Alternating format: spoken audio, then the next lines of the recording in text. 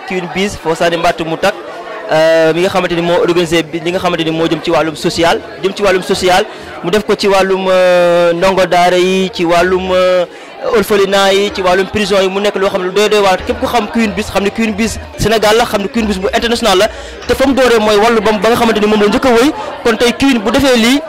jomul kenn betul kenn ndax walu la ñëk wëy te limu ci gëna neex moy tay fi ko sann mbatt mu tej parce que xalé yi ko ci wo jaara Biz Queen Biz Niya Biz Kiya Biz loolu man dafa dépasser aduna fi mu toll ni bu ko lay xam impression de Queen Biz mu ngi ni xamna suñu ginaaw nañ ko am légui nañu wax ay impression mi ñëk par rapport ak li nga xamanteni ni mom mo fi jotta xew xamna léeg-léeg mu ngi dem mais dina ñëwaat bu ñëwee wax ñu ay impression yu njëkk ci li nga xamanteni moy li nga xamanteni mom la organiser tay fi ci Parcelles jëmele mbokk internet info askan bi ñu ngi leen di jaajëfal di wax di tay ñu ngi ci kër Queen Biz mu nga xamanteni mo organiser li nga xamanteni mom lu neex la lu doy waar la képp ki nga xamanteni soxla nako manam ndog bi nga xamanteni ci wëru ko dañ ko ci gis li nga xamanteni moy les nécessités mo xam orphelinat yi la ak prison yi manam mu nekk li nga xamanteni lu neex la lu doy waar la mais ci kaw loolu dafa am ku fi taxawal moy ki nga xamanteni moy présidente association bi xam ñu koy woowee sax club Queen club international voilà je vais y arriver donc mu ngi ni nak dañ koy jox suñu micro taataan na ay xalaatam ci mbir mi lan mo nekk sa première impression par rapport ak li nga xamanteni mom la Queen Biz def tay voilà xana am contenté ak mbégte rek parce que Queen mom ku ko xam ko ci social bi day dogo siiw mom ku ko xam ci lu baax la ko xam ak def lu baax ak wax lu baax ak jëmbali néew ji doole voilà tay fi ñu demoon nak fofu rek fofu lañu wara dem parce que Queen première clipam mu ko way wallu fofu la ko clipé té tay tamit bu mu paré pour dimbali askan bi fofu la ñëkke té yakarna 2009 ak 2021 ça fait 11 ans kon mom du faté demb vraiment lolu lu ñu ci marqué la aussi waaw fofu non la bëgg ñu wax sax que di mom limu jëk génné moy manam ci mbirum wallu la way wallu mom ñëpp xamanteni ci walum social la bëgg askan bi kenn bañu xif kenn baña mar mais nak li nga xamanteni mo gëna attirer suñu attention moy limu ko jëmele ci walum prison yi ak daara yi machallah ak orphelinat yi mu nekk lu neex lu doy war li dal c'est quelque chose à saluer franchement oui lolu c'est vrai parce que xam nga suñu borom dafa sédalé ba paré bare lañ ndaysan ñepp bëgg doon kilo may liber mënta ñak voilà mais tamit bu la yalla bolé ci kilo yi da ngay fexé dimbali genn wal liber yi genn wal walati voilà lolu motax fiñu dem rek fofu lañu wara dem té li dañu ko tambalé ni rek mais war nañu dem ci dara wara dem ci prison wara dem ci orphelinat yi parce que bokku na ci suñu programme aussi mais suma gisé ñu ni bi moy première saison bi damay jaxlé ak at yi nga xamanteni def nako ci walum showbiz tay mu nek première saison bi nga xamanteni moy walum dimbali bi Queen Biz jël def ko ci walum nit ñi di doy war kon danaka mën nañu wax ni danako def dafa dogo fess tay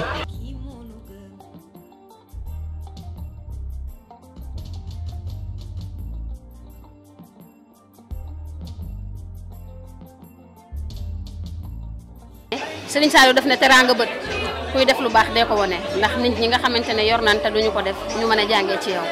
motax tay ñu yaatal ko ni ma sha Allah tay ñu ngi woon ak suñu ki nga xamanteni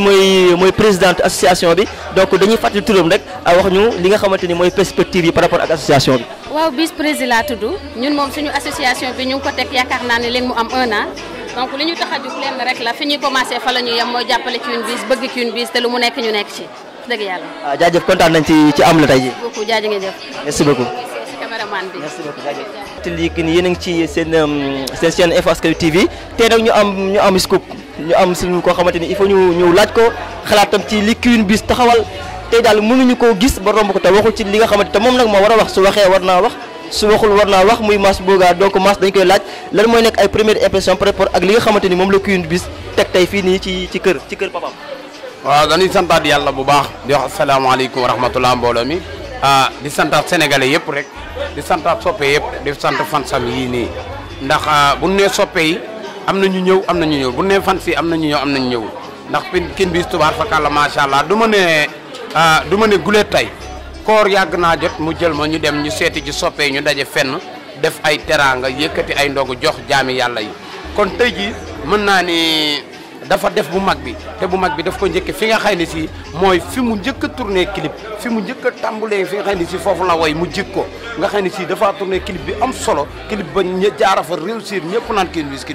tey nag mu ne waat day def bu mag bi mu njëkk fa joxe fa ay ndogu li ci des ñu dugg si ci koñ bi fi seenee jël li des pour distribuer ko ci koñ bi leneen li des ñu jox ko soppee ñu ndogu kenn ku ne ñibbi mais initiative bi mu ci jublu du dara lu dul jaamu yàlla ndax nit ñi am na lu ndogo mais jaamu yàlla la ci jublu te nit ki booy liggéey sax ba at bi jot war ngaa génne asaka yaa xam da nga koy jox ay lekk yaa xam da nga koy génne ci sa xaalis moom nag ba mu génnee asakaam ba pare dafa génnewaat leneen loo xam ne pour bégal ay soppeem la woote ñuy jóge dëkk bu ne ñuy jóge fu ne ñu ñëw pour soutenir Queen Biz si bisam bii ñun nag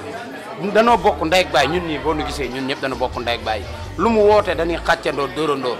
mu nekk première saison bi donc ci kaw ñëpp nag Biz lañ sant Mr Sa Biz Issa Biz Aya Biz Binte Biz tey nag kan Biz lañ am tey. Diarra Kébé Biz.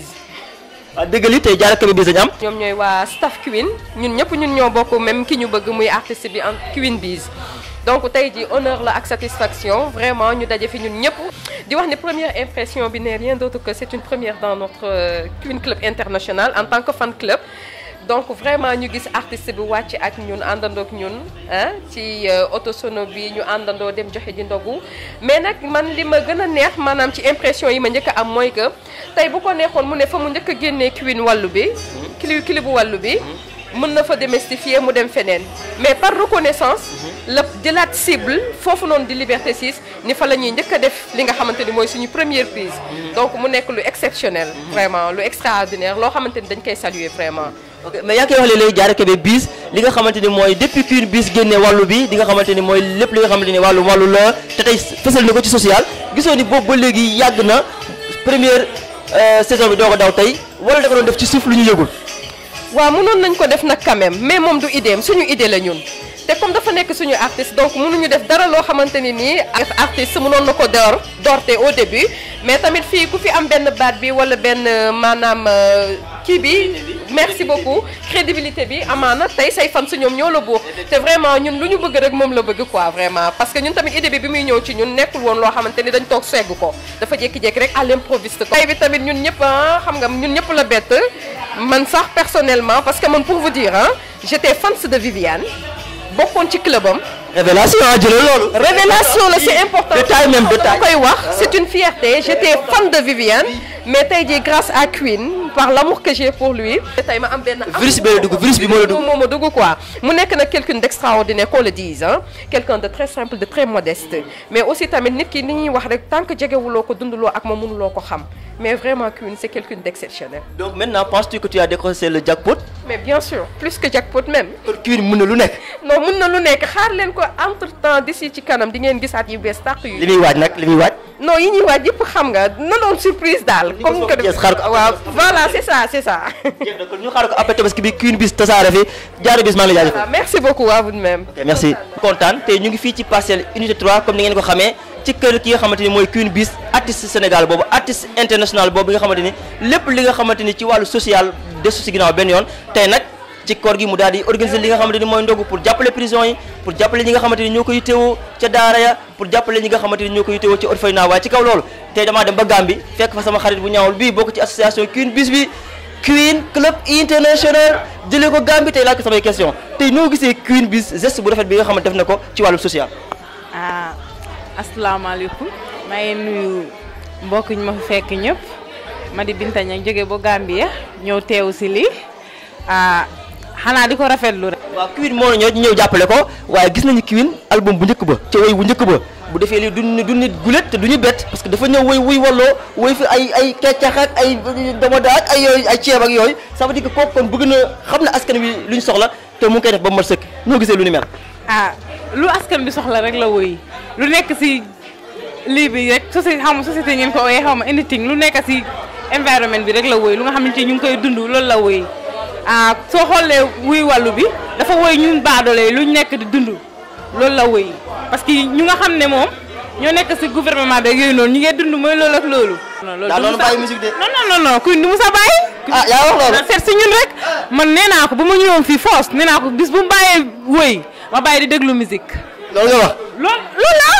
dafa bëri ko 100% Queen Biz la. dafa leer yow yaay kan Queen sax. man maay Binta Queen Biz. Queen Biz waaw from Gambia. Queen Binta Queen. Queen Queen Biz. Queen Biz moo ko yor fii toj.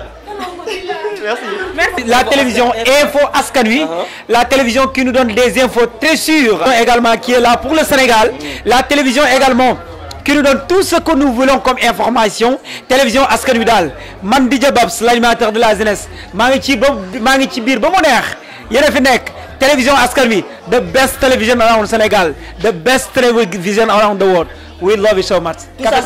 c'est vrai DJ Babs li nga wax macha allah yanu na maanaa te ànd naag taw féex mais doo dem mukk te laajuma la question yi nga xamante ni dama ko bëgg a formuler jëmale ko ci yow. mais li nga xamante ni moom la Queen def Queen bi nga xamante ni Queen Sénégal la. Queen universel la mu def lu rëy. li nga xamante ni maanaam ñëpp gis nañ ca fa mu doore mooy fan dafa door woy li nga xamante ni mooy wàllu la woy te képp ku xam wàllu xam mooy dimbali waate Queen Biz bu Sénégal donc social nag képp koy def da nga nekk nit ku baax donc ñun dañoo ñëw en tant que animateur en tant que acteur de presse pour ñëw participer si di wax rek ne Queen Biz dafa am wàll ci game bi dafa am wàll ci dëkk bi musique Sénégal da koo soxla musique àdduna da koo soxla donc kon képp koo xamante ni artiste nga wala fan nga jàppal ne Queen Biz dafa bokk ci mbir mi te nag Wolof Njaay def na lépp képp ñëpp lu ne ko ne nga ca donc moom da cee bokk. donc yow DJ Babs xam naa ñi ñaa ngi lay xaar am na yu bëri yi nga war a animé waaye tey doo dee mukk te laajuma la question bi waa Queen mi ndax bu demoon ne day bàyyi musique bi mbaa dinañu jik non duñu ko nangu sax parce que boo xoolee dernière vidéo bi nga xamante ni moom la génn tuddee ko ñëw na donc fan yi ñoom ñoo ne du am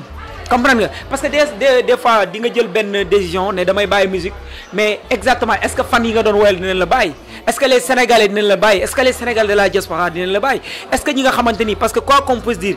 Queen Biz il faut ngeen xam ne artiste international la parce que elle a fait également des featuring avec des artistes yi nga xamante ni ñu ngi à l'international comme Chidima donc Queen Biz dafa am wàll ci woy bi man personnellement du ma ko bàyyi mu dem ak keneen ak keneen yow mii sax doo ko bàyyi mu dem kenn du ko bàyyi mu dem kon nag foofu la ñuy daal di dar keppee daal di bàyyi ki nga xamante ni mooy DJ Babs am na yu bëri yu koy xaar waaye Queen Biz bu nooyee dem sax ñu jàpp ci ko encore télévision askan wi c'est nous qui vous remercions yéen a fi teewal askan wi te Sénégalais yi ñoo ngi leen di suivre àdduna ñoo ngi leen di suivre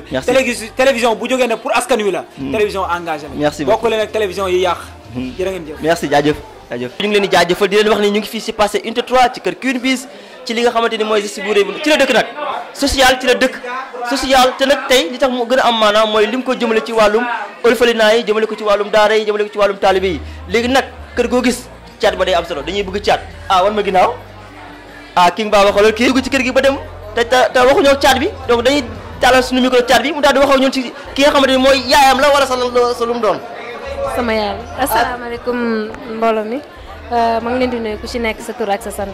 man la Rama Biz Thiam alias Thiatou Queen Biz waaw Queen sama yaay la sama lépp la daal dama ko bëgg mais yow yan impression nga am yan sentiment moo lay animé jamono ji nga xamante ni ki nga xamante ni mooy sa yaay di sa artiste di artiste Sénégal yëpp di artiste universel même universel mondial comme ni ñu koy waxee fépp la dugg macha allah def geste bu rëy bi pour dimbali ñi nga xamante ni yittewoo nañ ko. d'accord ñun daal dañ ko ciy sant di ko gërëm parce que c'est à féliciter yombul lu muy def ni yombul